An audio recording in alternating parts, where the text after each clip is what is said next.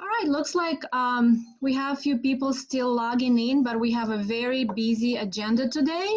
So maybe we can go ahead and start, Yvonne, with a few words about the rules of our event today. So if Yvonne, if you say a few opening remarks. Absolutely. Good morning and welcome to Miami DDA Small Businesses Getting Back to Business Zoom Virtual Informational Webinar. My name is Yvonne De La Vega, Board Secretary for Miami DDA, and I will be serving as the moderator along with Julia Sortova and Kim Hills from the Miami DDA team. A reminder that all conversation within this meeting is being recorded. We encourage all presenters and guests to log into Zoom from your computer so that you're able to use the chat feature for any questions and comments you may have during the discussion. Only presenters, Miami DDA staff members, Julia Sortova and Kim Hills and myself, will be on video with the microphones open. Please note that if you mute yourself, you may need to request that the meeting host reopen the microphone via chat or text. Members of the public will be able to view this digital meeting fully, but microphone and webcam features will be disabled unless necessary. There will be a comment section after each discussion item where questions from the chat will be read and particular parties will have the opportunity to respond. Join the meeting. The chat button is located at the bottom center of the Zoom screen, and your questions will be seen by all who are in attendance. Members of the public who are dialing in will not be able to use the chat feature, but you may text your questions to me at 305-321-0334, and we will try to address them as time permits. Your phone will be muted for the duration of the meeting. And with that, my Miami DDA colleague, Julia Sortova, the floor is yours. Thank you so much, Yvonne. Good morning, everyone. Please mute your mic because it can be, some noises in the background, and it'll prevent everyone from hearing our presenters. Welcome to our second informational virtual webinar. During our last webinar in April, we covered topic of financial options available to small businesses as it relates to the COVID-19 relief. And this webinar, we covering marketing topic.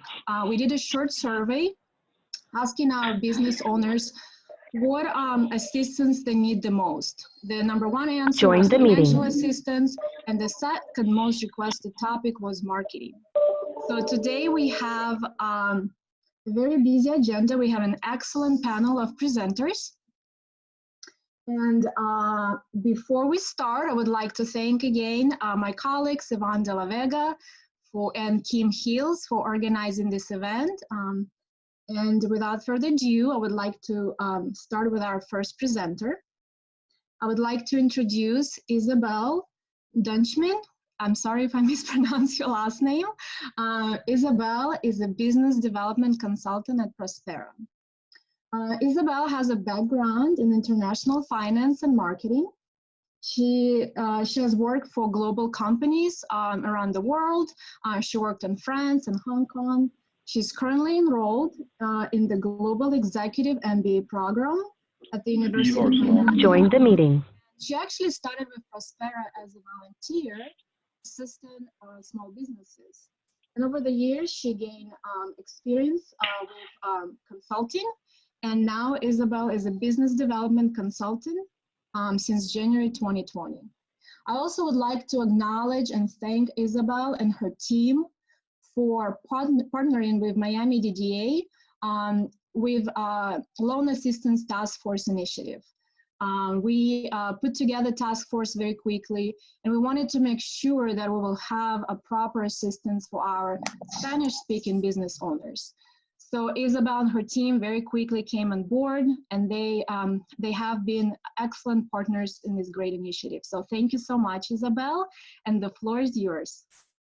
Thank you, Julia, for the introduction, and again, thank you to the DDA for this presentation today and for the invitation, and to all the business owners and partners that are here this morning. Thank you for taking the time from your busy schedules to be here. I'm going to go ahead and share my screen.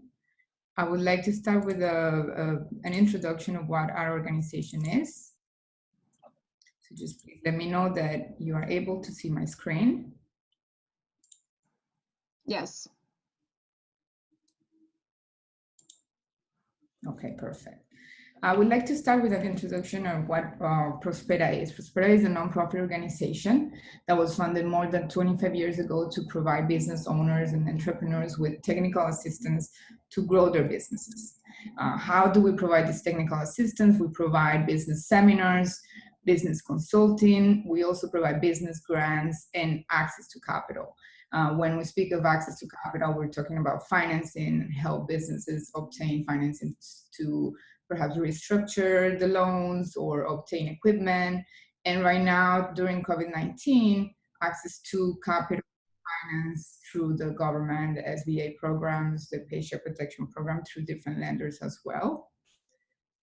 We have, as I said, we have been around more than 25 years. During a recent study in 2016, we can see that we have provided more than assistance to more than 14,000 clients, and this is already a few years ago. We just wanted to give this quick highlight.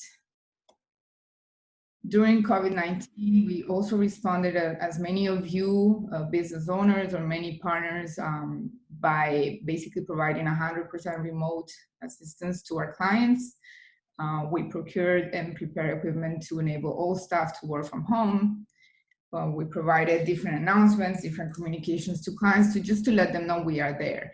And this is a good example of what many businesses kept on doing during the crisis and why you should keep doing it during the crisis, right? To keep your clients or your partners informed that what you're doing, that you're still there. We are providing virtual learning, which basically we didn't do before. All of our seminars were provided in person, but now we're also doing it virtually, like what we're doing this morning. We also provided assistance with emergency loans. So basically, we have been guiding clients regarding loan and emergency assistance, helping to interpret and clarify the changing information, sometimes daily, sometimes weekly, and also helping them with completing the applications to the SBA Economic Injury Disaster Loan, the Florida Bridge Loan, the Paycheck Protection Program, and other grants, for example, the City of Miami grant. I think it's really important to highlight here that we should always be informed on what's happening, what the cities are working on, and what different organizations are working on in terms of grants. There are always different programs. So I also invite all business owners to be in the loop for that information for organizations like the DDA or, for example, the United Way. We also have a collaborative response with different partners, like what Julia mentioned at the beginning of the phone call, with the Loan Assistance Task Force, with the DDA. We also work together with the DEO in response to Spanish-speaking clients or inquiries. We also work together with the Beacon Council, the Miami-Dade Commissioners, and different congressmen and women. What our clients are saying regarding the crisis. So we did a survey for many of our clients that have been affected, and we found that more than 80% or almost 80% have been affected by the pandemic.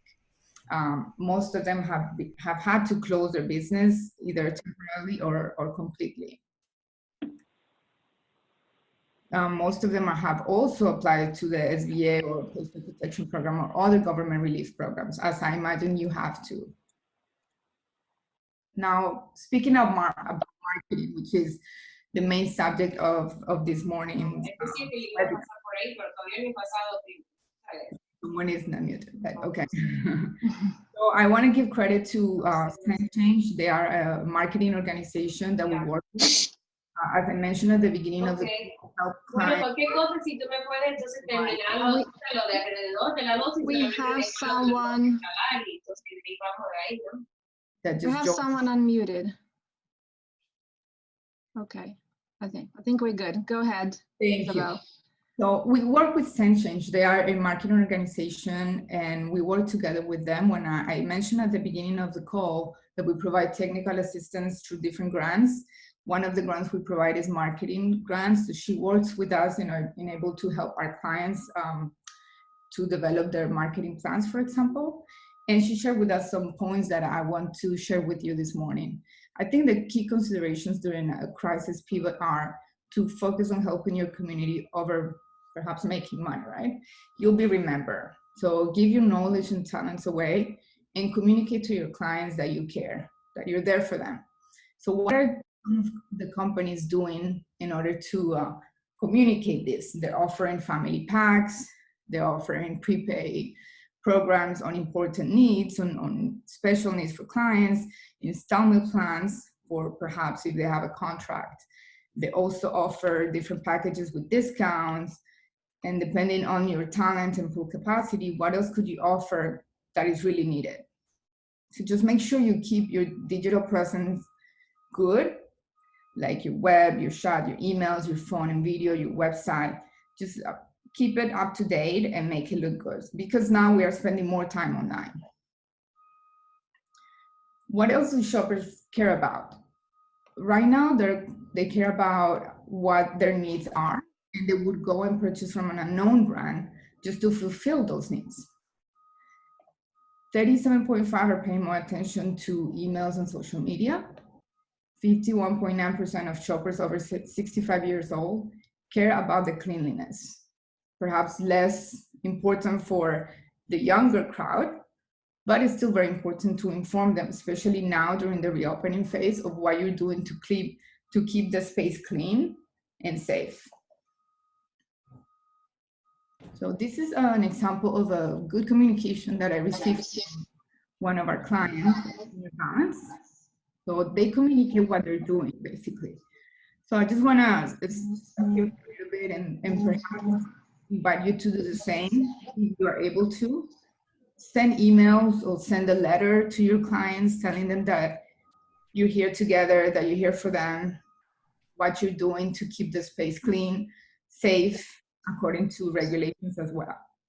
So sometimes it's not necessary to do it, just to keep them informed. Also, perhaps you want to find fun ways to communicate, like perhaps plan a virtual coffee, Zoom call, send a handed letter, send a gift, maybe share something that they didn't know in the web. So these are all the recommendations and trends of what we're seeing around the globe. Sanitation. So this is going to be the key for all businesses, at least during the reopening phases until we are able to reach basically no more pandemic, right? So for now, I think businesses are changing, and this is something that might stay even after the crisis. So it's really important to follow guidelines, but also recommendations. Shopping local will become more of a priority since people will want to travel far to make purchases, or maybe they don't want to make purchases from abroad. Supporting a remote workforce will become more of a business priority across industries. I've heard that, I believe it was Twitter, who is permanently moving their employees to fully remote. So they're not going back to the office. Video calls and webinars will also continue to be used more frequently. For social distances, even more now than ever, it's important to keep desks apart for your employees. And contactless purchasing is replacing other types of options to pay, like cash, for example. So digital payments and contactless purchasing is really important for your business if you can implement it. And I want to give some further recommendations other than marketing. Perhaps just stay informed with the rules and regulations of your city, even if some information is being circulated about the county. Stay informed of what's happening at the city of Miami or whatever your city is. Also stay informed on regulations related to the SBA loans, Paycheck Protection Program, the loan forgiveness, and other loan programs and grants. So right now we are continuing to help clients with some Paycheck Protection Programs loan applications, because some lenders and some organizations are still processing those. But it's also important to inform clients on what the loan forgiveness is. So stay informed, stay connected with local organizations such as Prospera or the DDA, or the organizations that you trust. And don't be shy to always ask the right questions. Make the #1 priority your health and safety and that of your clients. Maintain social distancing and show empathy. Help your community stay connected. This is also a great way to stay informed because you also receive calls, invitation, emails, and then everything will come to you, all this information that perhaps you didn't know. So I hope that this presentation was useful to you. If you have any further questions, you can call us at 786-329-5830, or if you need further assistance regarding your business or how to grow your business. Thank you. Thank you so much, Isabel. Staying informed is the most important thing to do right now for business owners. I agree 100%. And what I hear from your presentation, marketing-wise, the #1 advice is not to go dark and stay connected to consumers and continue to deliver messages digitally. Seems like that's the option as of right now. Thank you so much, Isabel. And I also wanted to remind everyone, please check Prospera's website. They have excellent team of mentors. And Isabel, correct me if I'm wrong, you have consultants in the marketing field as well, right? For business owners. Excellent. So I wanted to remind everyone that you can send your questions to the chat. Yvonne will read some questions at the end of the presentations. We save some time at the end. I also wanted to acknowledge we have a few board members attending the meeting today. We have Alan Ojeda, we have Philip Houdard, and I think we have Gary Ressler as well. So we are honored to have you. Thank you so much for attending. I want to go ahead and move on to our next presenter. We have Tara Mack. Tara is the President and Chief Strategy Officer at Appetite Brand Equity Management, which is a Miami-based management and consulting firm specializing on marketing strategy and brand management. Tara brings more than 20 years of marketing leadership experience in brand strategy, product and brand development, and digital transformation.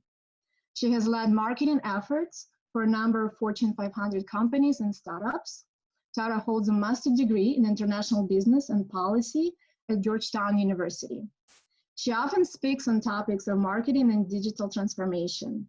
And we are honored to have her today to present on the topic of moving retail to digital space and opportunities to grow in that space. Why is it important? Well, the COVID-19 has changed the way we do business, and new business opportunities are emerging. So I'm passing my virtual mic to Tara. Thank you, Julia, so much for the introduction. Thank you, everyone, for joining us this morning. It's real nice to be here. I'm going to just go ahead and share the screen and jump in because I know we're short on time. Let me know if you can see this. Very good. All right, perfect. So, Julia, as you mentioned, right now in this presentation specifically, I will focus on retail, but I believe that can be as well applicable to all of the other businesses as well. With the specific three areas I would like to cover is the COVID-19 and implications on the retailers.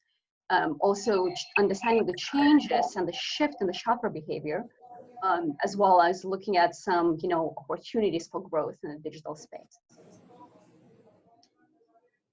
Let's look at some numbers first. So these only go through 2019 from the US Department of Commerce, but what's really striking is that even though the brick and mortar still comprises the biggest and the greatest part of the retail sales, we do see the shift in increasing and growing retail. Specifically, it's been more than 16% in 2019 alone, which is a big jump in the decade overall. As far as the impact on e-commerce, we are, it's interesting to look at the numbers, right? That's, for example, right now, the year-to-year growth for the revenue on the revenue side was almost up to 70% in mid-April when we saw this COVID-19 really escalating. And the growth in e-commerce orders has been saw a tremendous jump as well, as far as in conversion rates and 40% increase in unique digital shoppers. What's most interesting is that really most of the consumers are ordering online. So we're seeing a lot of big shift in the mobile orders. Over 70% were using mobile devices to shop, whether going to Amazon or ordering groceries. As well, so it's not only the traffic and orders, but as well as using and utilizing different channels such as social media to really connect and go and then find recommendations and order to the from the retailers directly. So this is just a graph illustrating how the correlation between the cases as the COVID-19 cases grew and the growth in digital revenue that e-commerce traffic has seen. As far as in consumer behavior, so the Nielsen Intelligence side, they did a survey just kind of looking at this beginning of the year, the first quarter, and really you see the huge jump in online as far as CPG sales. Granted, that's in-store also saw a big jump, but especially with online, it's been tremendous. As far as the consumer sentiment shifting to digital, even those, I guess the biggest discovery here was that even those that were hesitant to shop online and were, always going to the physical store, even right now, they are changing that behavior, not because they wanted to, but they had to. And that consumer, that sentiment will stay. So, as of March in 2020, almost 40% of consumers, they really were expecting to increase their spending on goods in the online marketplaces. And we saw that happening. As far as, digital channels really are becoming the primary and in some cases really sole channels for customer engagement. And so you have the omni-channel experience, and then you have the really the automation of the processes that are really the driving force behind. So what's interesting right now is the states are starting to lift the stay-at-home orders, and we see parts of the country reopening. It will stabilize as far as e-commerce in some cases, but that sentiment is already set in motion. So one way or the other, putting it as a part of the omnichannel experience is really smart.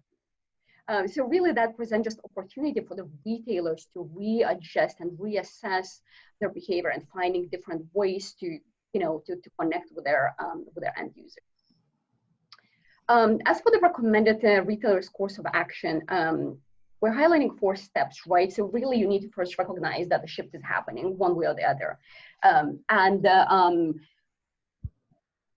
Adjust that strategy from that standpoint, how you're gonna increase the revenue and work with the sales. Step 2, really adapting those offerings to the digital world. And that's whether setting up the infrastructure, for the e-commerce platforms and CRM systems and remote, operations should it be needed. Step 3, I'm emphasizing omnichannel because it's very important, right? You don't want to be. This is a great opportunity to stay connected with the consumer, even though they're shifting to digital, because you do as a retailer offer the same experience no matter where they are. And step 4, of course, you track, you test and adjust, and you'll go back, to step 1. For the digital transformational roadmap, so as I mentioned already, the opportunity is to set up that infrastructure. So that's whether your e-commerce platform, if you didn't have one before, there are a lot of platforms out there for both small and bigger, and large businesses that offer great interfaces both on the front and back end. And it really depends. You can pick a lot without huge investment on what works best for you. As far as brand and your content and driving the traffic, the CEO, of course, is the search engine optimization is behind, and the quality content that allows you to really translate that your brand voice and, something that's engaging and relevant to your consumers. And it's really, being consumer focused as far as the content goes. CRM platforms, a lot of small businesses are skipping the step. However, if you want to make really the best out of it, ideally you would like to have a great integrations for your management system with on e-commerce platforms as well as point of sale, so you can see the full picture instead of just one aspect. Of course, setting up digital payment gateways in case you have to, or that focuses on security and integration, scalability, and reach, really making retailers' life a little bit easier. Finally, the omni-channel, right? Like you have everything. It's not just one. It's looking at everything as a whole. So setting up your email, content, social media, and so you will be able to provide your customers with the same experience. Analytics, so you can track and see where you are, how are you doing as a business, and adjusting you from there. So those are the basic steps. It's sometimes easier said than done, but as Isabel has mentioned, I really would like to emphasize that communication is the key, especially with your consumers, being transparent and open and consistent in the way you communicate. It makes a big difference. So leveraging the disruption, whether this one or something else that's on the way to your advantage, through analytics and finding unmet needs and uncovering some customer pain points, exploring new markets, and adapting your offerings to the digital world and setting up that online infrastructure, as well as focusing really on user experience and value add, whether with the omni-channel strategy in mind and moving to the digital experience that can complement your physical, as well as really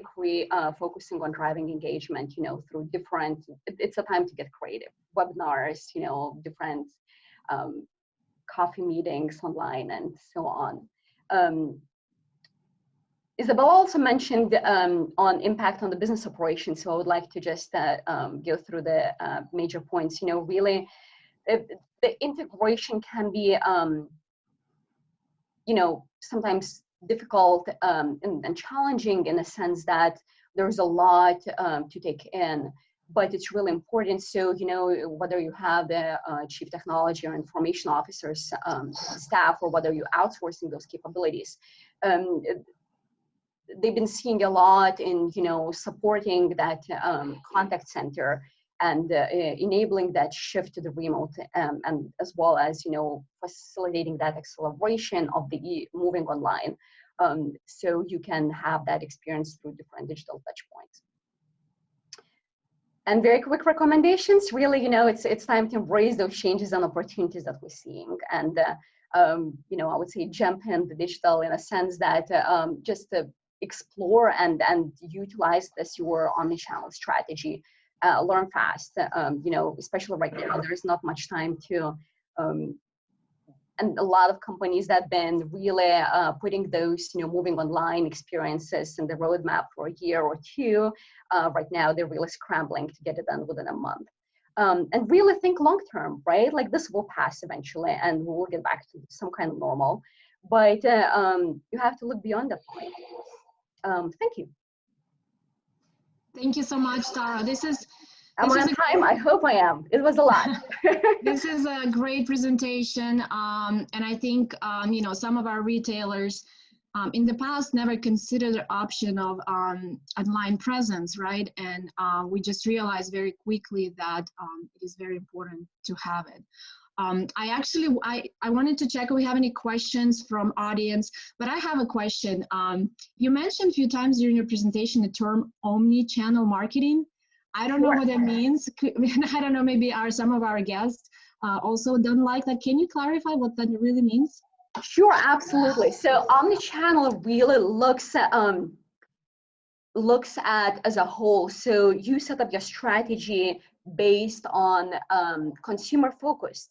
Okay. And really with that omni-channel, so your goal is then to make sure that they have the same experience no matter where they are. So you're really connecting the different points with your, brick and mortar store, with your online store, with your, wherever you are, you provide exactly the same experience. So the customer on their end, they see that continuity, and no matter where they are, they can jump in just where they're left off. Let's say if you go and order online, or if you were, as a first step, went to the retail store to, and had a conversation, you can, as a consumer, you go back and want to explore the same thing online, you will be able to see that continuity, like, oh, that is exactly what I was interested in. So it really provides that seamless experience, like user-friendly, to make sure that that you are, like you getting the best experience ever, no matter across what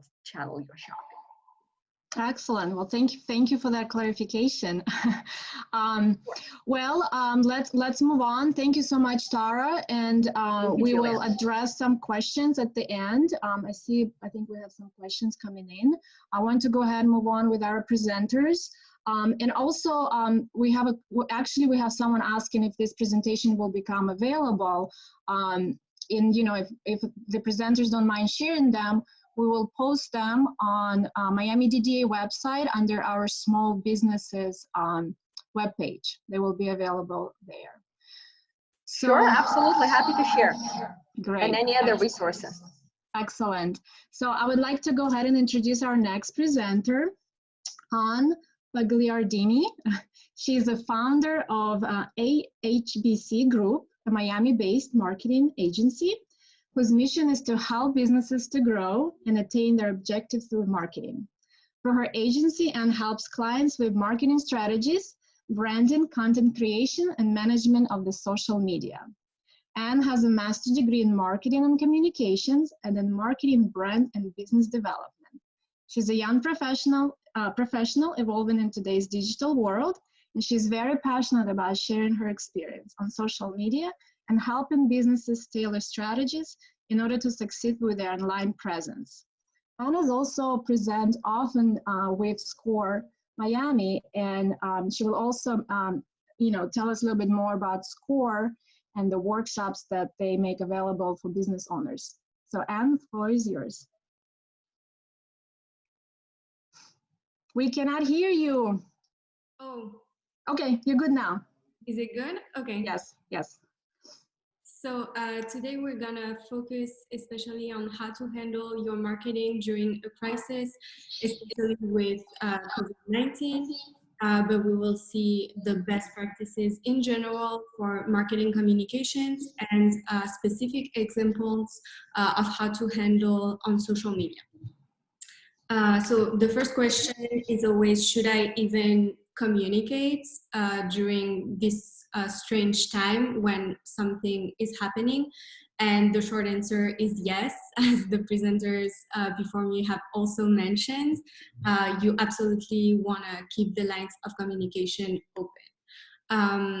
The general best practices are to communicate so you can first of all control the message and also keep everyone informed, but you will have to be careful to, of course, adapt your message to the situation.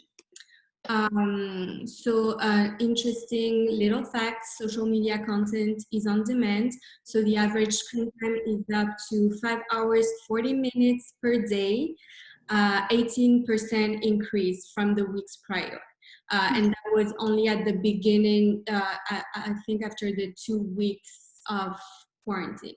Facebook and Instagram have seen a 40% increase in usage due to COVID-19. So people are more than ever connected and they are looking for content, whether it's information, entertainment, any type of content. So in the best practices, the first part would be when the crisis is directly linked to you. So if your company has an issue or something, a crisis that is putting the company at blame, whether or not it is true. So it's not the case currently with COVID-19, but we'll see that the best practices are the same. In these cases, you would want to be especially proactive in your communications. because you want to, once again, control the message. You also want to be very transparent and explain the situation to everyone. You want to make sure to always be empathetic and not to put blame on others. So the example I always give is if you are a restaurant and you have, it can be a crisis, it can be something as small as a bad review, or someone who is really annoying on social media, commenting everywhere that they had a bad experience, and that's the guidelines you would want to have to say you understand, you thank them for their feedback, and how can you move on from that while being empathetic, although it can be hard if you feel like it's sometimes unjustified. And when the crisis is not linked to you, which happens more rarely, but is currently the case with COVID-19, you can still maintain the lines of communication open, including your social media. And to know how you would want to communicate, I always encourage people to think of what you would appreciate as a customer. What are some examples communications that from other brands or companies that you have enjoyed or appreciated as their customer or client? First of all, let's cover really quickly the don'ts. So the first one, don't go dark. Don't stop communications if you were communicating on a regular basis before, especially.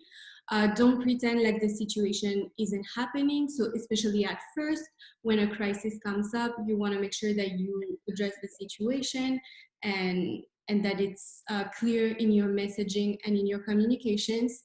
And the have a pity party is really don't make the focus on your company, your business, and saying how you're impacted, because especially in this case, everyone is impacted. So everyone is basically in the same boat. Now the do's with some examples. The first one, so address the situation, which is coming in the first steps when the crisis arises. And here with an example, so dear customer, we have seen a lot of those on social media recently. So we are taking all these steps, this is happening. So more of a statement post, which we otherwise would rarely see on social media, which is, or on Instagram especially, which would tend to be very, very visual. But here we have like this statement, clearly addressing the situation. Here we have this other example. So they're explaining what the situation is, addressing it. Then state how it impacts your business and your customers.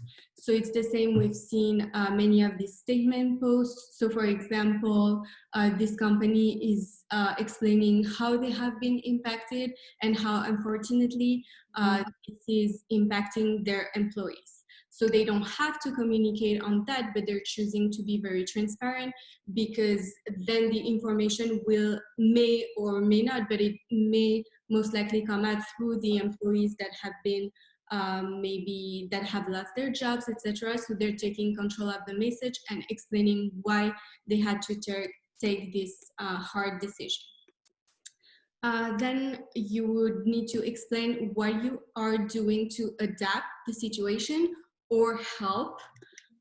So for example, as simple as this, so we've seen it shared by a lot of restaurants. It's a template that Uber Eats shared with their partner restaurants to just for the restaurants and food establishments to share with their audience, to let them know that they're open for delivery. So they've adapted their business model to be on delivery as well, and that there's a $0 delivery fee on Uber Eats. So encouraging the customers to shift their behavior to delivery.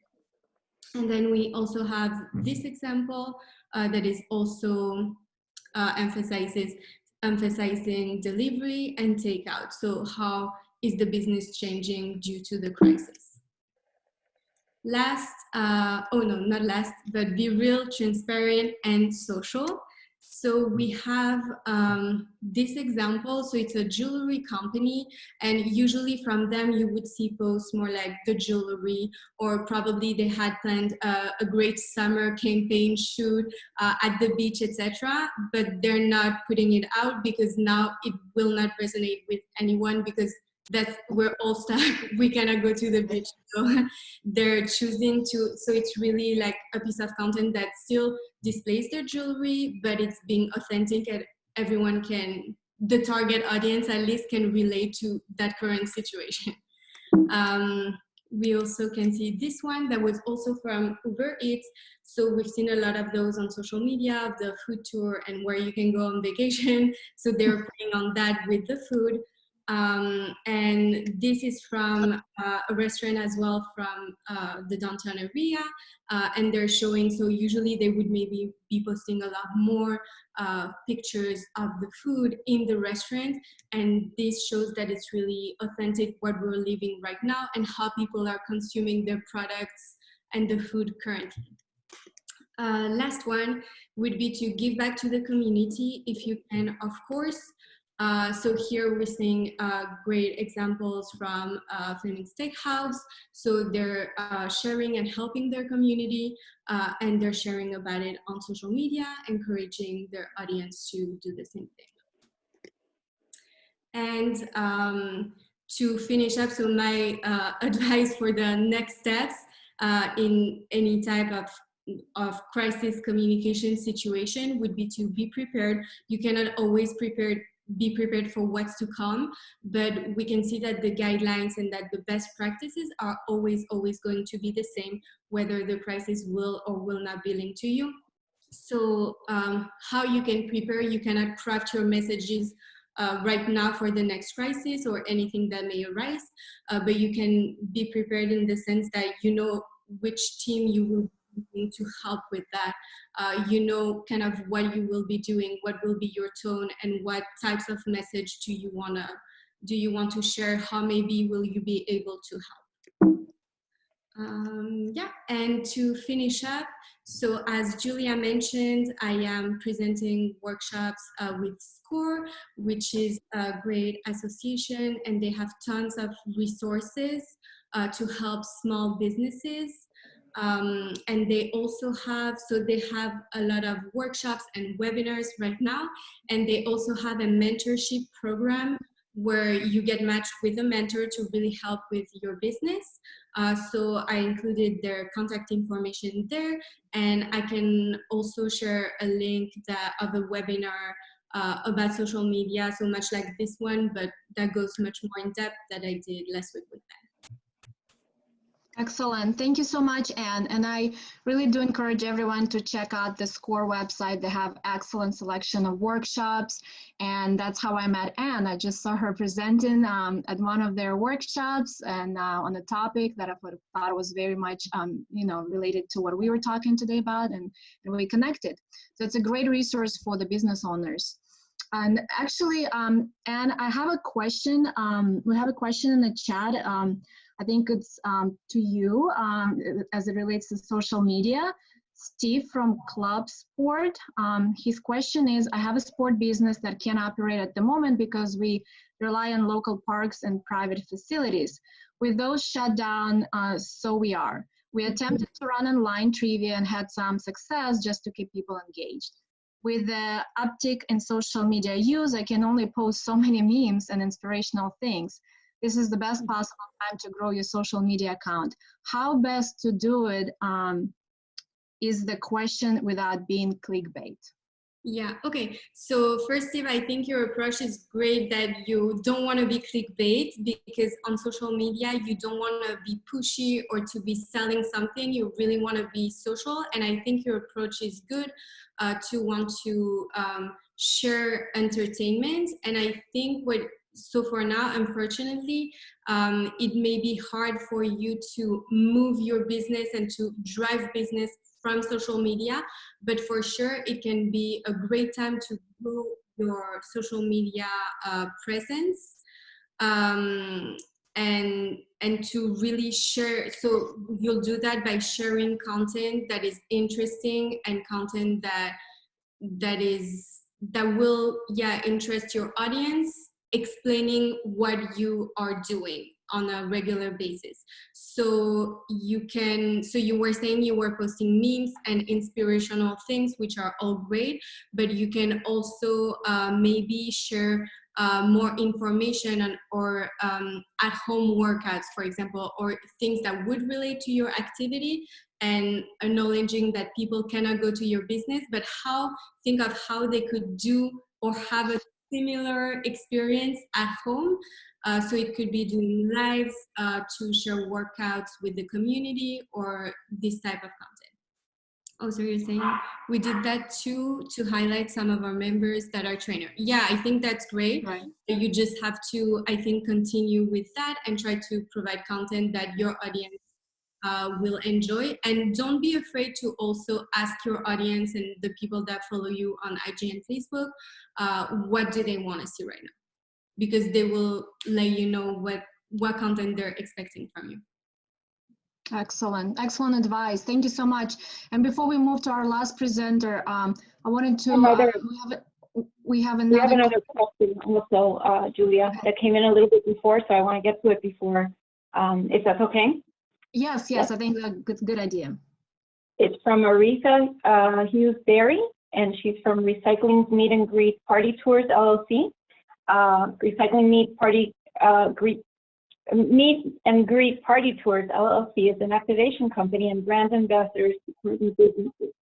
What we are finding from our customers and clients is that they're becoming reluctant to buy online because they are not receiving the merchandise or having postal service problems, receiving merchandise slow or not at all. Any suggestions? Tara, maybe you can help with this question as it relates to retail experience. Sure. It's a tricky one because it's a really big problem with especially for the smaller retailers, depending how your supply chain is set up and exactly what kind of relationships you have right now. You know, with the supply chains being disrupted completely, it's a big challenge. And I think we all witnessed, you know, even Amazon putting notices that, you know, you can expect a slow, you know, delivery or delays in it, and only essential items will be really on the top priority. So I think on one hand, consumers are getting used to the idea. On the other hand, the still expectation is there for, you know, the immediate response. And if I want something, I want to get it by my door tomorrow. So I think the best you can do, and probably the way to address it, is, you know, as all of the speakers, you know, mentioned, is just being very, very clear and transparent in your communications and communicate, you know, effectively online, you know, through email, social, all channels that you have, through all digital touch points, that, you know, they can expect delays, and that's the way the world is operating. So just translating that message, which would allow you to show that you are user focused, that you are really wanting to create a value add, that, you know, and that is the new reality we all have to somehow adapt. Agreed. Great. Well, then thank you so much for our audience for sending questions. That's great. It's making it more interactive. We love it. But we have to move. We have the last presenter, Josie Lados. Thank you so much for patiently waiting for your turn. So we have Josie. She's Associate Vice President of Advertising and Digital Marketing with Greater Miami Convention and Visitors Bureau. Josie has extensive experience developing initiatives that increase brand awareness and engagement, capture market share, and accelerate revenue growth. She enjoys building collaborative relationships and getting great work done. And today Josie will speak about the Bureau's next great initiatives, Miami Shines. Josie? Thank you so much, Julia. You've definitely done your LinkedIn homework. I really appreciate it. What a great setup. I am really happy to see some familiar faces and small business names that I definitely patronize. I will walk over the Brickell Bridge for 10 minutes to get the Eternity caramel latte. So I'm happy to see you guys on the phone. Let me go ahead and share my screen with you and get to the content that we need. A second. And Can you see my screen, everyone? Yes. Okay, great. Let's see if we can get this in presentation mode. I would add that for those of you, I know that everyone is in a difficult place, but a lot of the social media strategy, that conversation about what you can do, it is very difficult and challenging on social media nowadays to get your content in front of not only your own customers as well as a broader audience. Sometimes even putting a very small amount, like even $20 of paid media against a post can make a really big difference in driving additional views. So just something to think about. I know that's difficult right now, so, but I wanted to throw my 2 cents in there.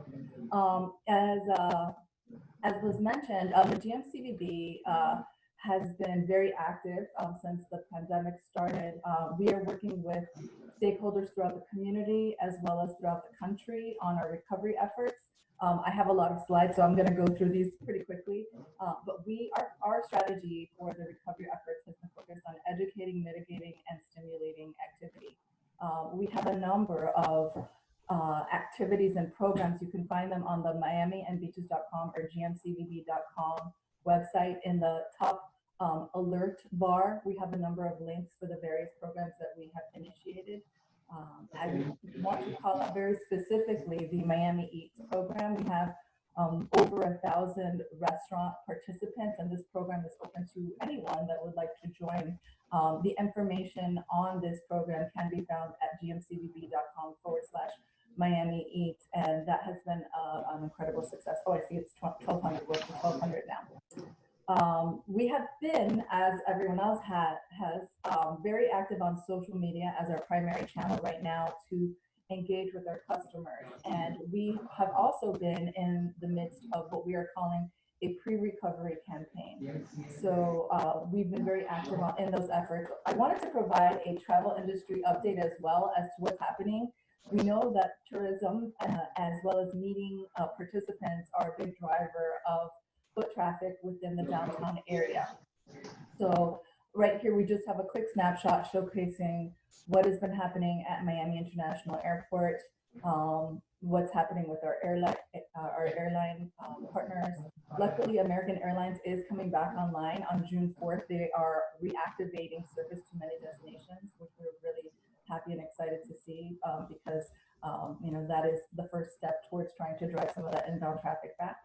And of course, the cruise line situation is certainly unique, and we all know what's happening with the cruise lines, both locally and internationally. That situation, I think, is probably going to be the longest in that recovery timeline to probably come back. So this is just an example of the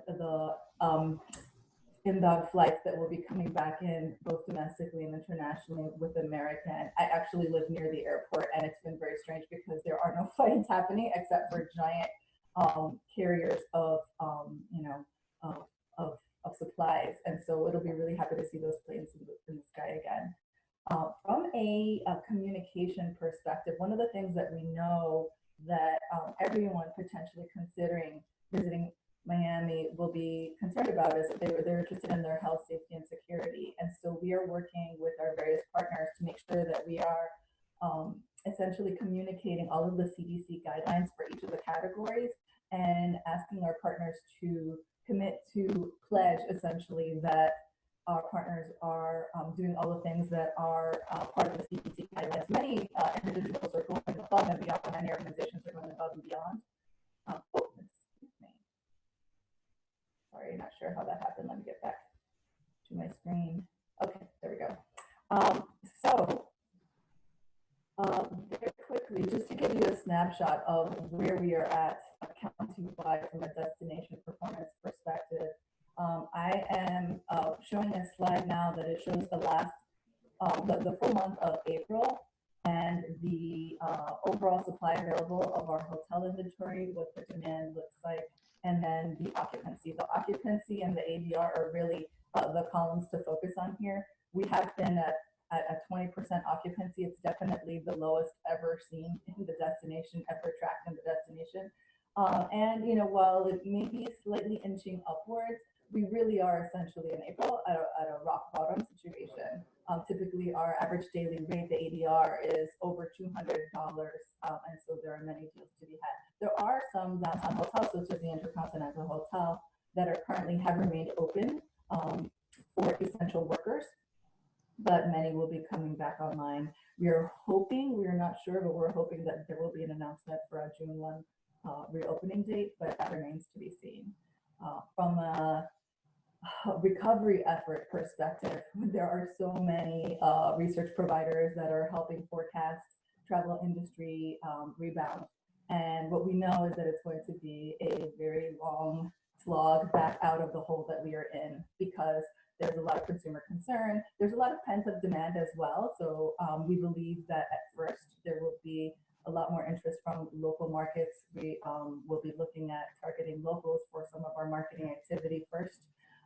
But the forecasts say that we probably will be looking at a full recovery of ADR rates sometime at the end of 2021.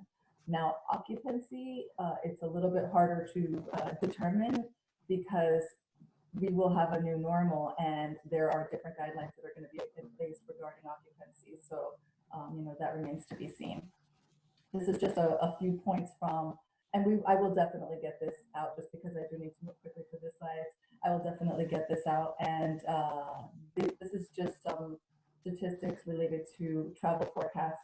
There's a lot of interest in travel. People are rather tired of staying at home, and so we have seen those numbers regarding individuals' comfort level in travel and staying in hotels start to creep back up, but the numbers are still relatively low. So again, it will be a slow climb out. Now, the GMCDB has been, as we talked about, it is really important for all brands to remain top of mind, even when things are dark and we're all quiet and staying home. So in April, we launched what we were calling our pre-recovery phase, which included a Miami Shines video. I hope that some of you have actually seen this campaign, because we are targeting locals as well as individuals within Florida and the rest of the country. And our focus really has been to highlight in a very gentle way everything that Miami has to offer as an experience, to show uplifting stories and content on our social platforms, as many of you are. And we've also been trying to, rather than developing our own content, our own events, there are so many wonderful events happening, like the kinds of events that the DDA has been associated with. We are amplifying those communications across all of our channels. Now, we are looking at that hotel reopening as a trigger for our full recovery campaign, in which the primary goal is to aggressively get heads in beds again. So we will be starting with a radius approach, and I'll actually show that in a minute. This is basically the tone that we want to convey as it relates to Miami tourism. This is our Miami Shines manifesto. Greater Miami is about vibrance and energy. And we're using essentially the theme of shining in order to use that as an umbrella theme for communicating what Miami has to offer, what our neighborhoods have to offer, what our arts and culture partners have to offer, hotels, and of course, small businesses. So let's see, do we know if the Zoom is optimized for video play? Let's try. Okay. All right, I will. I apologize if it's choppy. Here it goes. Let's see if it works.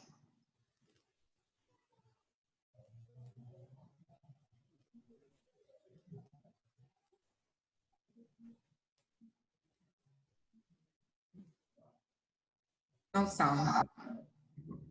But beautiful visuals. Great. Charles, if not, I can send that to all the attendees after the meeting. If you share it with me, I'll share it with the group.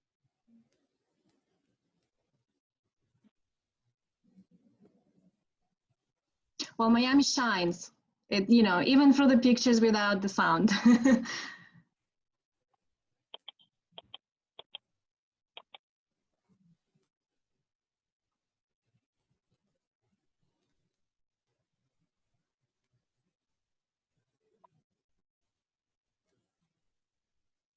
Okay, and so that's our pre-recovery video. We are producing our recovery video right now that is going to be much more of branding as well as, you know, visit more aggressive, okay, now is the time to visit message. So there we go. Okay, so this is a snapshot of our target audience, our media mix. We will also be working on bringing meeting planners back into the market. Having said that, we know that for the time being that meeting planners really are looking to move a lot of their events virtually. And so even at the beginning of the recovery of the shutdown, there were some meetings that were rescheduled to the fall. Now some of those meetings that were scheduled to the fall, they're looking to actually reschedule them into the next year. And so that's an area where we're remaining to do, you know, relationship selling and ongoing communication, but the comfort level with having business meetings in a hotel setting or at the Miami Beach Convention Center, which of course was currently on pause because it was potentially going to be a hospital, that you know, that comfort level may not quite be there yet. So this is really the schedule for how we'll be targeting the various markets across the Miami Shines program. So as soon as the hotels reopen, we'll be targeting the Tri-County area heavily. I know our frequency there is going to be very aggressive. So if you haven't seen our content yet, you will as soon as this launches. And then of course, expanding to Florida and Georgia, we really know that the Atlanta market, we really believe that that will become a much stronger drive market for us versus fly. And we may even expand that beyond those markets because people may be driving longer distances to get to where they want to go. And then ultimately, we will be looking at the domestic US targeting. International is something that we'll really probably be looking at for much later, either this year or next year. So just something to mention, I'm sure I'm short on time. The Miami Shines Recovery campaign essentially will aggregate hotel offers and we will be activating Miami Spice for June, July, August, and September. So the Miami Spice program will come back for the entire summer and fall. Spas, the goal is to reactivate spas as well. However, because of the health and compliance issues related to hands-on touch, I think that that's something that may come online a little bit later in the program. And then as well, collecting attractions and museum offers. The Miami AIDS program, by the way, will continue to be active throughout the entire program and will be promoted as a subset of Miami Spice. We really encourage our partners, if you're looking for content to share on your social channels as well, we're looking for help amplifying the programs. So this presentation will include links to the English, Spanish, and Creole versions of our Miami Shines landing pages, as well as the toolkits that provide you with the hashtag information, as well as the content and videos if you want to share them on your social channels yourselves. So I think that's it. Anybody have any questions? Let's see. We have a question. Can you hear me? Mm-hmm. This is from Jay Newman. I have a question for Josie with regard to the downside risk planning. Over the last couple of days, I've seen recommendations by top pandemic experts for countries to initiate an ongoing program of lockdowns of around 3 months, followed by reopening periods of 1 month or so in order to reduce overall loss of life and keep economies going. I welcome your drive here, Tom. Are you planning any virtual conventions? So that's a great question. So I have not myself, I think that I have not heard about this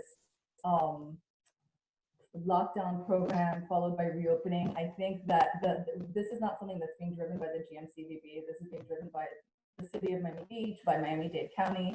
So they're the ones that are driving what will open and will not open. And I think that, as I understand, their intent is just to open and stay open. You know, there are a lot of employees that right now are on furlough in the tourism industry as well as in the restaurant industry, and trying to determine for those businesses when it makes sense to open. I think the intent is to just open once and not open and then reopen. So I have not heard about that here in Miami-Dade County. Regarding the virtual conventions, as I mentioned, I think that there are a lot of meetings that are being moved online. The GMCDB's own State of the Industry breakfast that was scheduled last week became an online meeting. Typically, we would have had that at a hotel partner's location. So I believe that there will be many, many businesses that are taking their meetings online for the foreseeable future. Whether the GMCBB is engaged with that and with those businesses, really, I think that they have the ability to do those independently using the technology that they have available.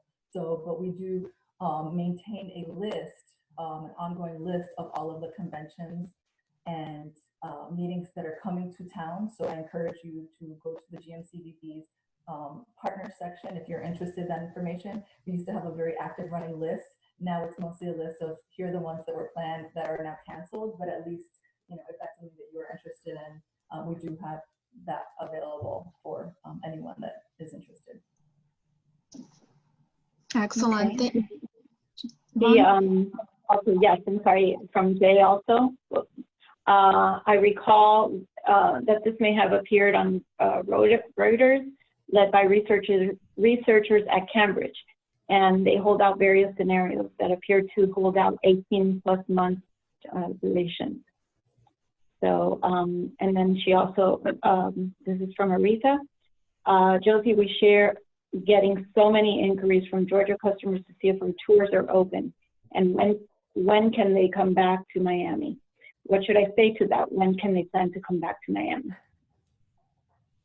Absolutely. So, you know, the GMCBB does not set that date. As I mentioned, we are hoping that sometime in June, that there will be news from the county, as well as the city of Miami Beach as well, that, you know, we will be opening. So once that is the trigger for us to start inviting consumers back.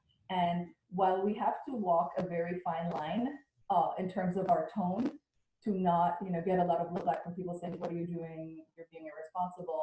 The reality is our businesses need help. So the GMCBB is erring on the side of being aggressive in communicating that we invite you back to the destination. And of course, we are wanting to communicate that individuals should abide by, and that our partners have social distancing, have that all the compliance related to the CDC guidelines. So that information will be available on our landing pages for those individuals that are interested in that content. So we will be aggregating all of the information for what hotels are doing, what attractions are doing. So, you know, as soon as, you know, those hotels are open is when the GMCBB will start inviting people back to Miami. So I would say that that would be the trigger. I would suggest that. Great. Excellent. Thank you so much, Josie. Great to hear that you're getting those questions. Yes, it is great that we're getting those questions. We have to wrap it up because we're running over our designated hour, but it's been great. Thank you to all of our presenters and everyone who attended. I think I might have missed few of our board members that also attended the meeting. Alicia Rivera, La Madrid was on, Gary Ressler, Alan Ojeda, and Philippe Coudard. Excellent. Thank you. Thank you so much. Thank you all. We will be posting all these presentations on Miami DDA website, on the small businesses webpage. This webpage is an excellent source for a lot of different information, new loans and new grants coming up. We just posted information about new FedEx loan that is open up May 25th. So please check out that webpage. And Kim, do you want to say a few words? You're good? We covered it all, right? Just real quick, would just like to remind everybody now that the city is reopening, practice social distancing, which is also physical distancing, and support our retailers, support our restaurants. Any information, follow us at Downtown MIA on Facebook or IG, or as Julia said, visit our website at www.miamidda.com. Thank you so much. Thank you again. And we'll be planning our next virtual webinar next month, and we will keep you posted. Thank you all and have a great day. Thank you.